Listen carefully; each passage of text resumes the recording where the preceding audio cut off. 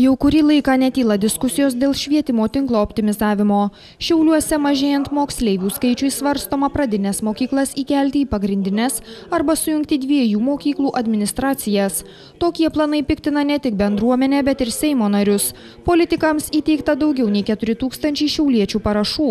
Pasirašiusieji nepritarė siūlymams prijungti mokyklas. Į bendruomenių interesus atsižvelgę Seimo nariai pateikė savo pasiūlymų. Griežtai nustatyti aptarnaujamas teritorijas mokykloms ir svarbiausia, kad tai būtų laikomasi šito.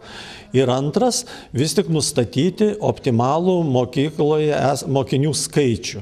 Ir čia kalbu daugiau apie pagrindinės mokyklas, kad neleisti formuoti kas kiek nori, nes kuo mažesnė mokykla, tuo yra saugiau vaikui.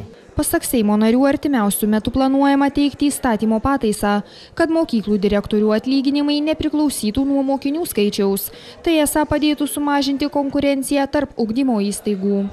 Registruosime įstatymo pataisą, kuria būtų numatyta, kad vidurinių mokyklų direktorių atlyginimas nepriklausytų nuo mokinių skaičiaus.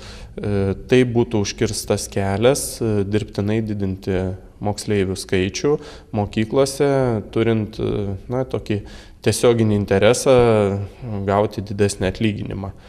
Tai aš manau, tai būtų vienas iš tokių saugiklių, kuris pristabdytų dirbtinį mokinių skaičiaus augimą. Šiuo metu mieste veikia 6 pradinės mokyklos. Jose mokosi beveik 1300 pradinukų.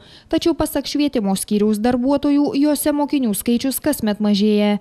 Tikimasi, kad sprendimai dėl mokyklų pertvarkų bus priimti iki kovo mėnesio.